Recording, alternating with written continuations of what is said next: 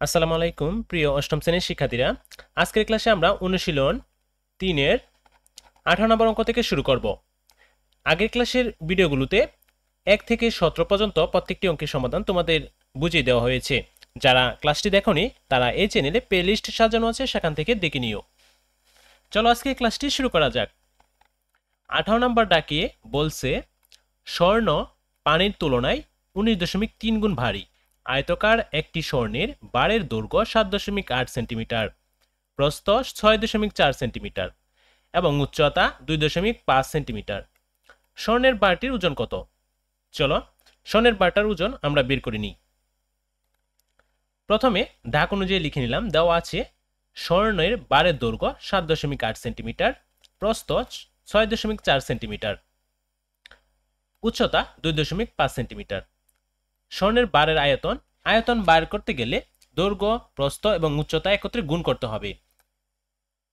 এপাশে তোমরা ব্র্যাকেট দিয়ে নিবে। 7.8 গুণ 6.4 গুণ 2.5 ঘন সেমি।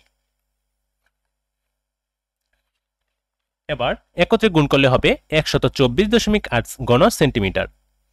আমরা জানি 1 ঘন সেন্টিমিটার বিশুদ্ধ পানির ওজন 1 গ্রাম। যেহেতু স্বর্ণ পানির তুলনায় 19.3 গুণ ভারী, সুতরাং 1 ঘন সেন্টিমিটার স্বর্ণের ওজন 1 গুণ 19.3 গ্রাম। সুতরাং আমরা পেয়েছিলাম 124.8 ঘন সেন্টিমিটার স্বর্ণের বারের আয়তন। তো ঘন সেন্টিমিটার স্বর্ণের ওজন 1 গুণ 19.3 গুণ 124.8 গ্রাম। একত্রে গুণ করলে হবে 2408.64 গ্রাম। এতএব স্বর্ণের বারটির ওজন 2408.64 গ্রাম। এটাই হচ্ছে 18 নম্বর অঙ্কের সমাধান। এবার আমরা 19 নম্বর অঙ্কের দাগটা দেখে নেব। 19 নম্বর দাগে লেখা আছে একটি ছোট্ট বাক্সের দৈর্ঘ্য 15 সেন্টিমিটার, 2.4 মিমি, প্রস্থ 60 সেন্টিমিটার, 6.2 মিলিমিটার এবং উচ্চতা 5 সেন্টিমিটার, 8 মিলিমিটার।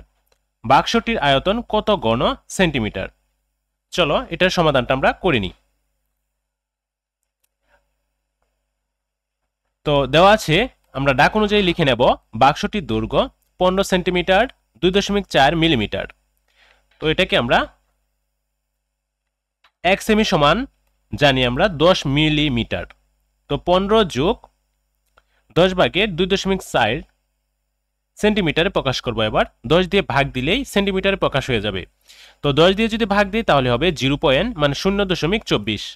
এটা আবার সেন্টিমিটারে কনভার্ট করে নিয়েছি। এবার 15 সাথে যদি যোগ দিয়ে দিই তাহলে হবে 15.24 সেন্টিমিটার। এবার প্রস্থের হিসাবটা আমরা বের করব। প্রস্থ ছিল 7 সেন্টিমিটার, 6.2 মিলিমিটার। তো এবার এটাকেও আমরা সেন্টিমিটারে কনভার্ট করব। সেন্টিমিটারে কনভার্ট করতে গেলে আমরা জানি 1 সেন্টিমিটার সমান 10 মিলিমিটার। তাই 10 মিলিমিটার 10 দিয়ে যদি এটাকে ভাগ দিই তাহলে আমরা সেন্টিমিটারে কনভার্ট হয়ে যাবে। তো 10 ভাগ 6.2, 7 যোগ করে দেব।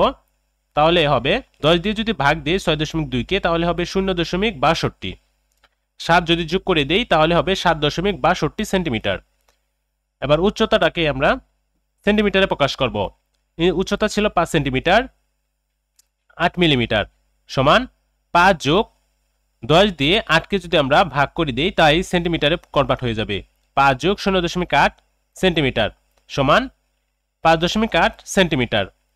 সুতরাং বাক্সটির আয়তন 15.24 গুণ 7.62 গুণ 5.8 ঘন সেন্টিমিটার। একত্রে যদি আমি সবগুলোকে একত্রে গুণ করে ফেলি তাহলে হবে 673.54704 ঘন সেন্টিমিটার। সুতরাং বাক্সটির আয়তন 673.547 ঘন সেন্টিমিটার। দশমিকের পরে 3 সংখ্যা লিখলেই চলে, বাকিগুলো না লিখলেই বেটার।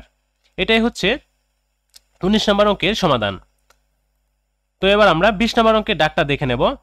20 নম্বর অঙ্কের দাগে লিখছে একটি আয়তাকার চৌবাচ্চার দৈর্ঘ্য 5.5 মিটার, প্রস্থ 4 মিটার এবং উচ্চতা 2 মিটার।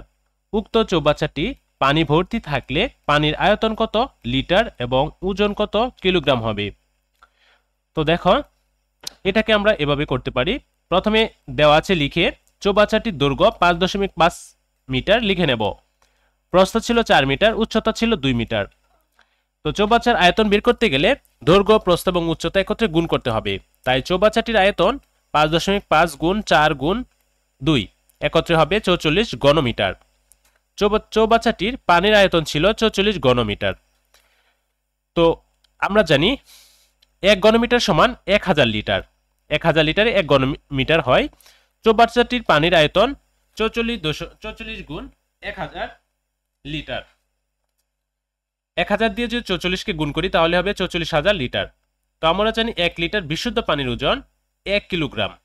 সুতরাং 44,000 লিটার বিশুদ্ধ পানির ওজন 1 দিয়ে যদি 44,000 কে আমরা গুণ করি তাহলে হবে 44,000 কিলোগ্রাম। তো এতএব চৌবাচ্চাটির পানির আয়তন 44,000 লিটার এবং ওজন হচ্ছে 44,000 কিলোগ্রাম। এটাই হচ্ছে 20 নম্বর অঙ্কের সমাধান।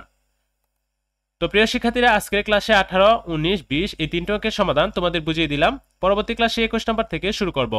তো পরবর্তী ক্লাসের আমন্ত্রণ জানিয়ে আজকের এই ক্লাসটা এখানে শেষ করলাম। সবাই ভালো থাকো, সুস্থ থাকো, আল্লাহ হাফেজ।